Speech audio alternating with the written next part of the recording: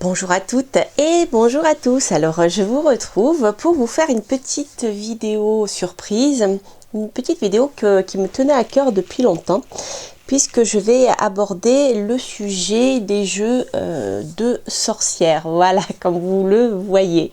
Donc vous l'avez certainement reconnu, il s'agit ici des cartes des sorciers dont je vous parlerai durant cette petite émission. Mais pas que. Donc, je voulais revenir sur ces jeux parce que il est vrai que j'ai remarqué que ça soit chez nous, ici en France, en Europe, aux États-Unis, partout à travers le monde, le sujet des sorcières plaît beaucoup et donc on trouve énormément d'ouvrages et de jeux sur le sujet. Donc, je voulais partager avec vous différents jeux que j'ai en ma possession et voir avec vous en quoi ils sont intéressants. Alors certains vous les retrouverez un petit peu plus en détail parce que j'ai fait des reviews. Donc après je vous laisserai aller voir les reviews de ces jeux. Je vous mettrai les liens si vous le souhaitez à la fin de la vidéo. Mais voilà, je voulais vous présenter un petit peu tout ça. Donc les cartes des sorciers, j'y reviendrai à la fin de cette émission. Je vais tout d'abord commencer par les jeux qui ont une imagerie liée à la sorcière. Alors au niveau des jeux des sorcières, il y en a plusieurs. Donc voici le Ravenvan's Oracle. Je crois que Hugues aussi de la chaîne Sunseed l'a présenté il n'y a pas longtemps. C'est rigolo parce que Hugues, si tu passes par là, je te fais un petit coucou. Parce qu'on a beaucoup de goûts en commun tous les deux. Je remarque que c'est très rigolo.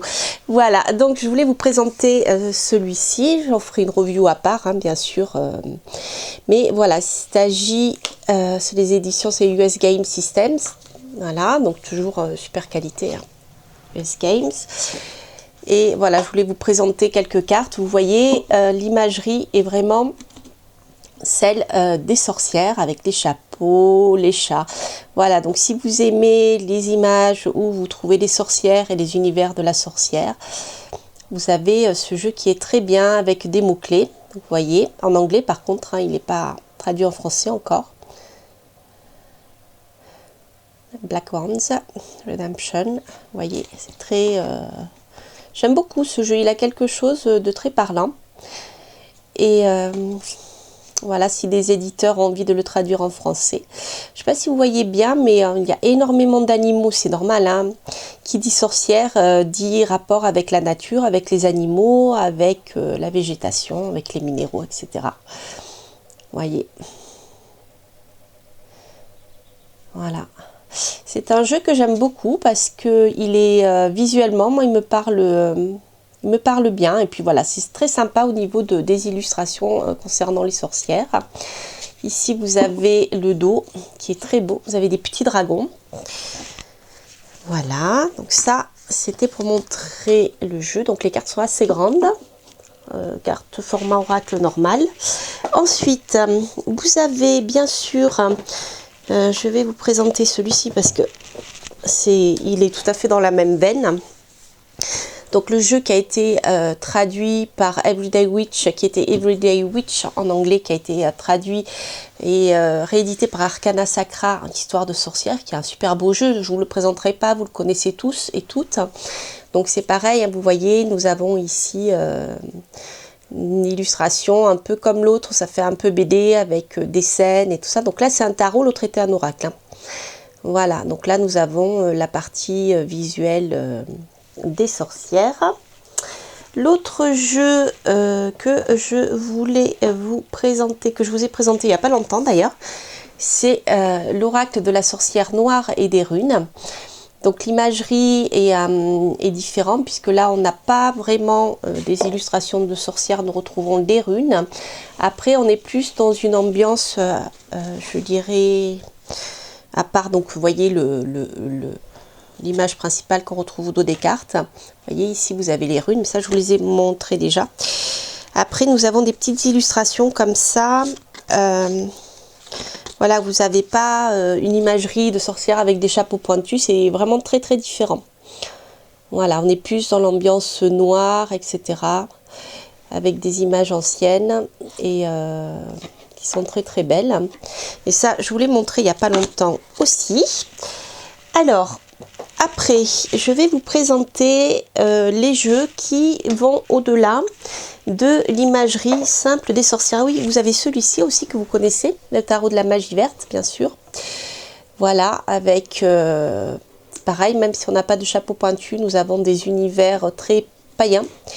Voilà, avec des illustrations de scènes de magie, vraiment au sein de la nature. Hein.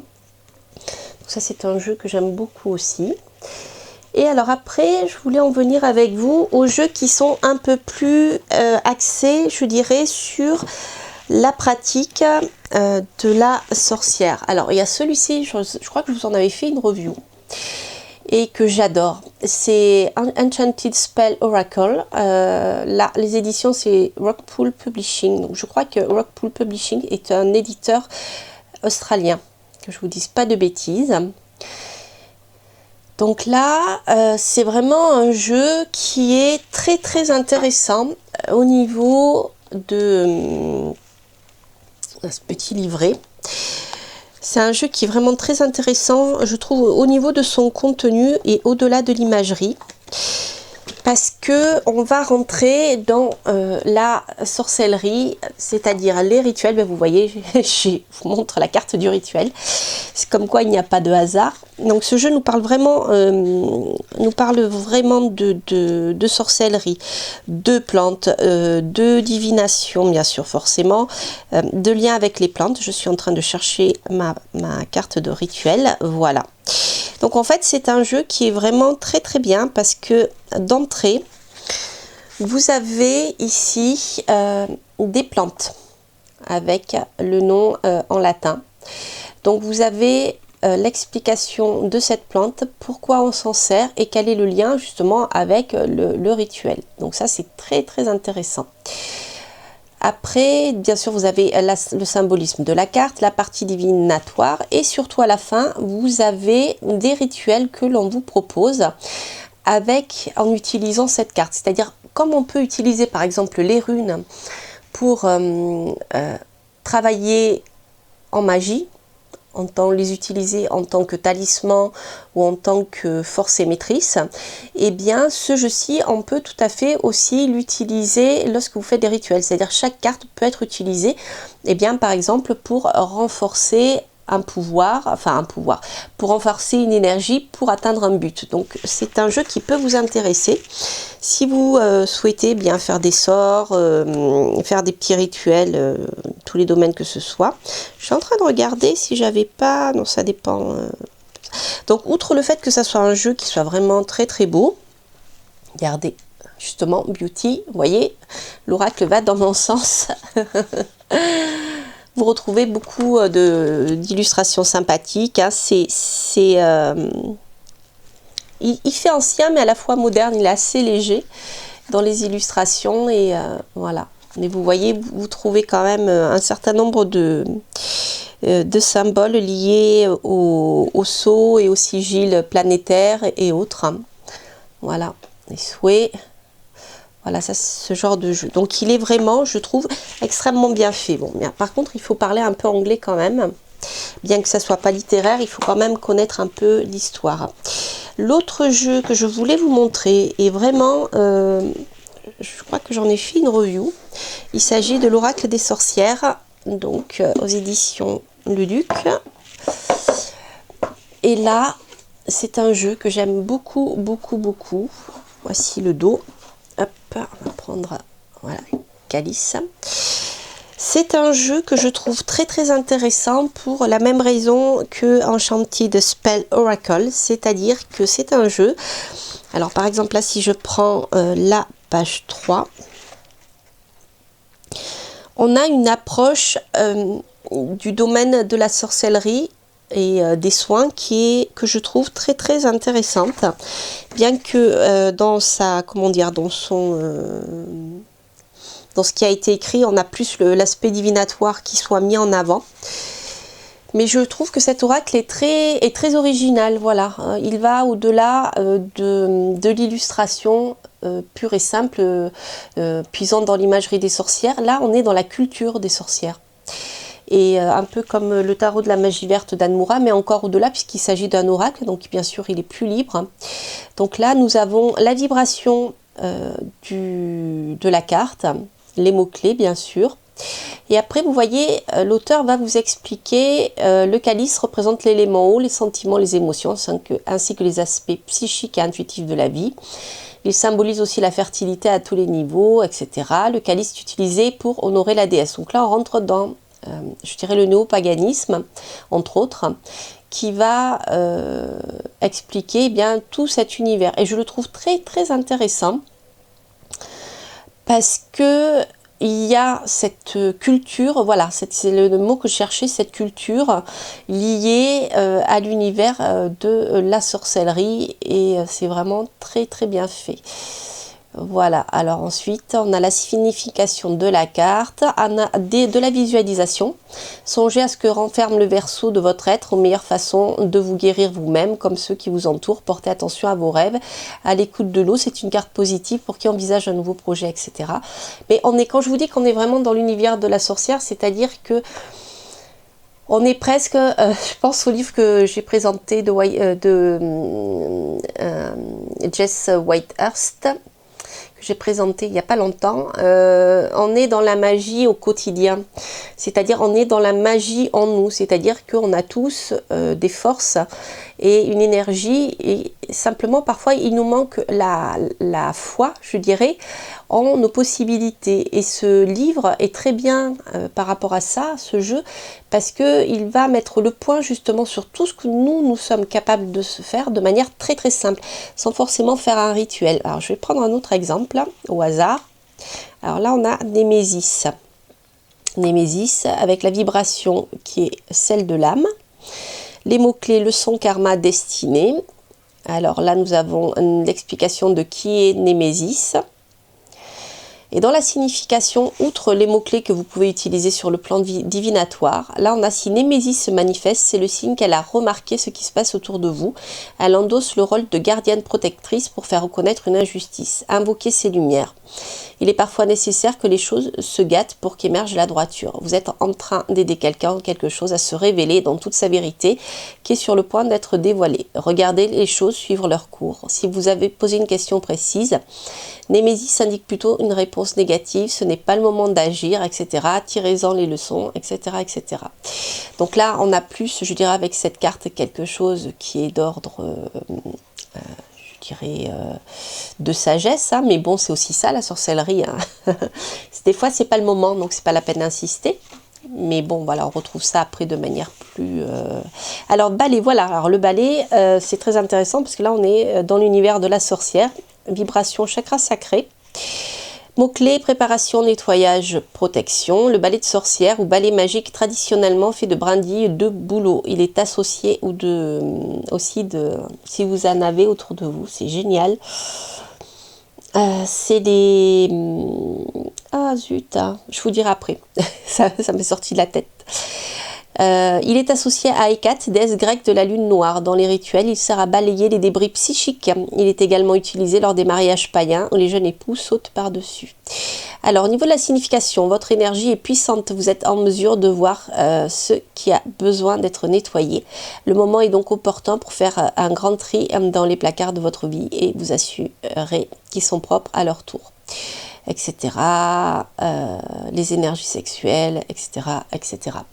Donc là, voilà, c'est ce que je vous expliquais tout à l'heure, c'est que vous êtes vraiment dans l'univers de la sorcellerie. Donc c'est bien parce que ça peut permettre de comprendre certaines petites choses, certaines symboliques, par exemple le balai, pourquoi on l'utilise dans la vie de tous les jours, pourquoi on l'utilise en sorcellerie, etc., etc., avant les rituels, pour voilà. Je trouve que c'est très, très parlant, et je ne sais pas si vous avez écouté une vidéo que j'ai mis en ligne récemment concernant la protection de la maison et les protections en ce qui nous concerne. C'est qu'en fait, je conseillais lorsque vous faites un déménagement de jeter vos balais, balayettes et tout ce qui a servi à nettoyer la maison, parce que vous allez transporter avec vous dans votre nouvelle demeure tout l'ancien, tout le passé, justement toutes les mauvaises énergies, les énergies stagnantes. Voilà. Donc vous voyez, c'est un oracle que je trouve extrêmement intéressant parce qu'il va au-delà de l'imagerie qui est bien sympa. Hein. Moi j'aime bien les sorcières avec les chapeaux pointus, c'est rigolo, ça change et tout ça. Mais ce sont des oracles qui vont bien au-delà, au niveau, en tout cas au niveau de la culture. Alors après, il y a celui-ci qui est le petit oracle grimoire de la magie, de magie d'Eve Corrigan, qui est très très bien fait justement, qui donne des petits conseils avec des petits textes pour justement eh bien, des cartes conseils qui peuvent vous aider à faire des rituels. Là voilà, vous avez la varicite avec un petit texte pour faire le rituel, le jour conseillé pour le faire. Voilà, donc le vendredi.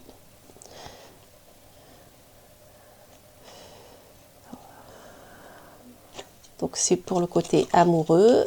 Voilà, la marjolaine qui est liée à la guérison et à la lune. Marjolaine, chasse mélancolie, obscure pensée, basses énergies. Vous voyez, basses énergies, on en parlait. Soigne ma psyché des raisons de ma dépression pour une pleine guérison. Voilà. Donc ça, ce sont pareil, hein, je n'irai pas plus en avant parce que j'en ai fait une review, donc je vous invite à aller voir la review que j'ai faite de cet oracle, qui est très très bien fait aussi, ce petit oracle, vraiment il est super.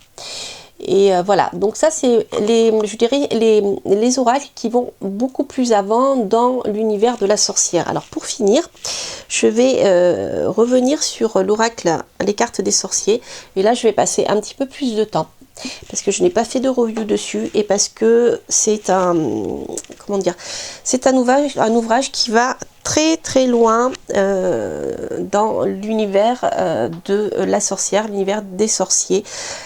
Et vraiment, je dirais que si vous avez la possibilité de le trouver, lui, ou alors il y a une autre édition qui a été faite, qui s'appelle Les cartes des sorcières. Je crois que le contenu est le même au niveau du livre. Les cartes sont de moins bonne qualité, mais voilà, c'est vraiment très très bien fait. Donc là, je vais vous montrer 2-3 petites choses.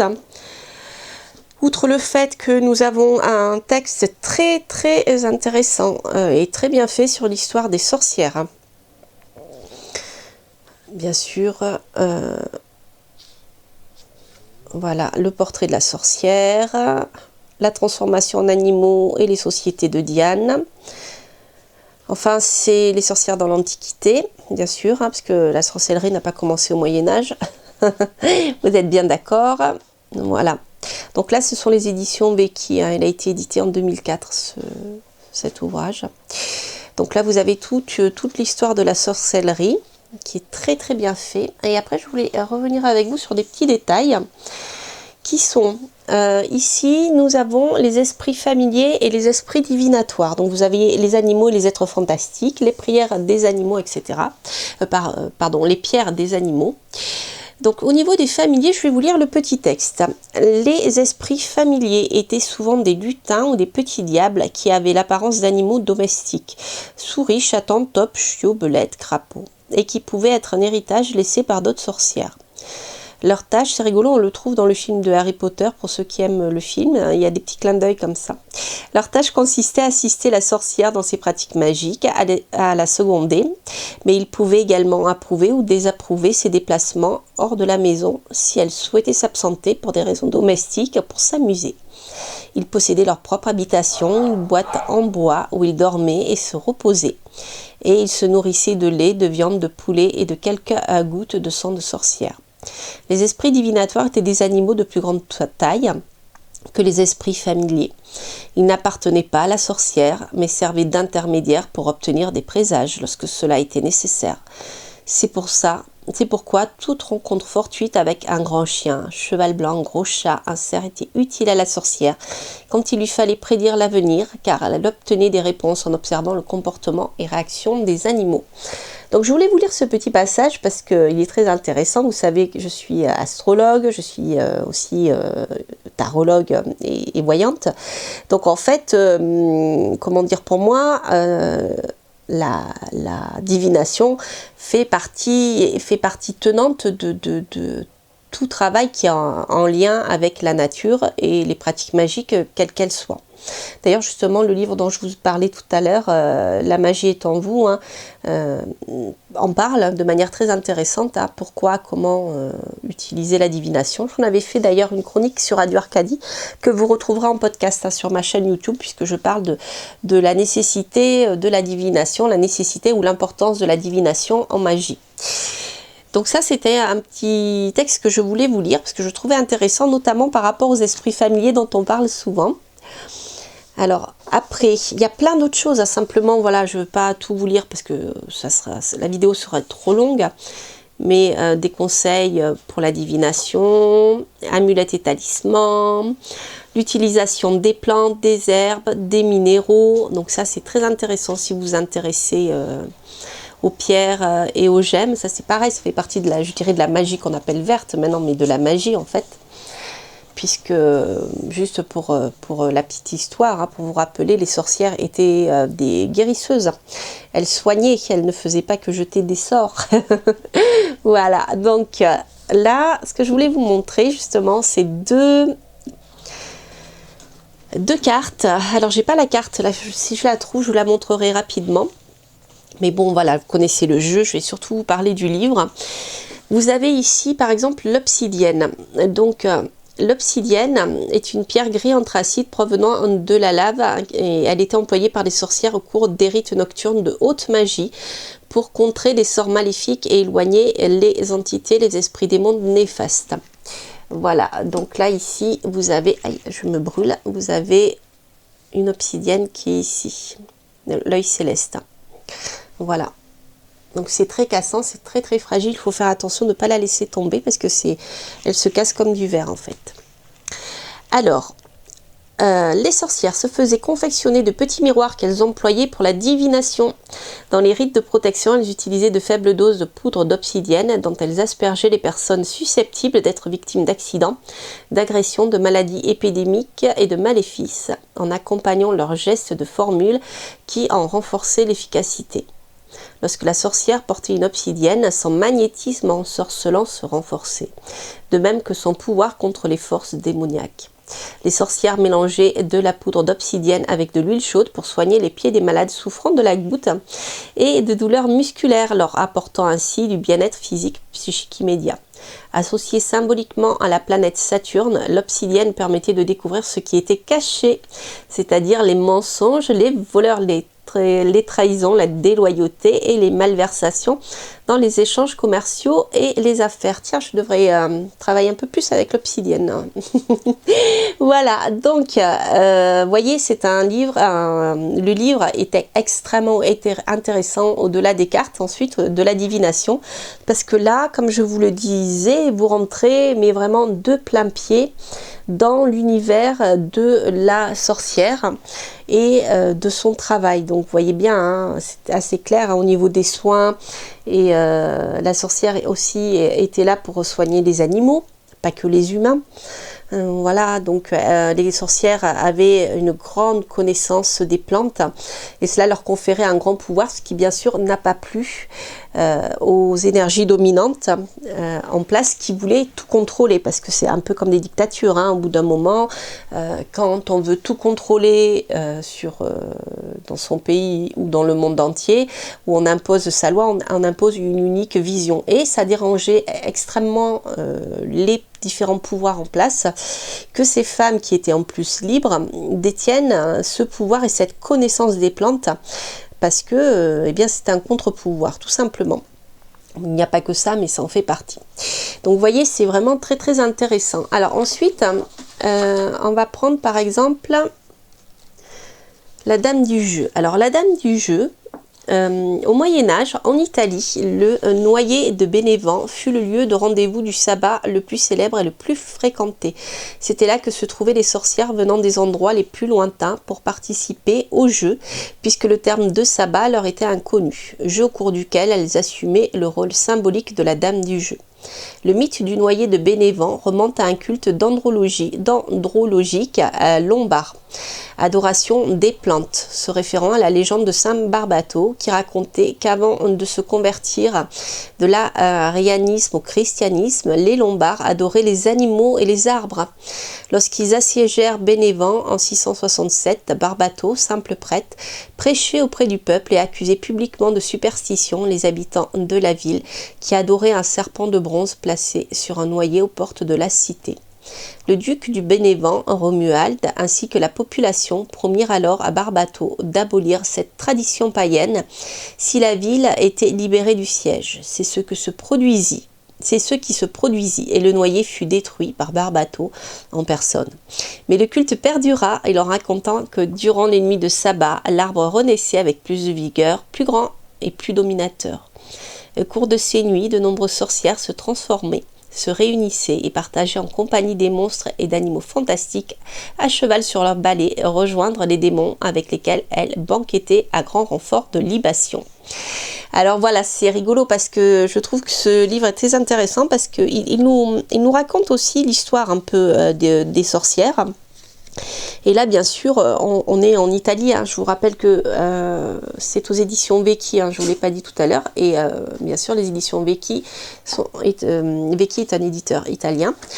Et donc au niveau de la connaissance voilà, de ce qui se passait en Italie, c'est assez intéressant. Alors pour la petite histoire, donc vous savez, j'habite à la frontière italienne et pas très loin de chez moi, en fait, il y a une petite ville qui s'appelle Triora, qui est énormément connue pour justement des procès qui ont duré des années, où on a enfermé de pauvres femmes, on les a torturées pour leur faire avouer des choses qui n'étaient pas vraies en fait.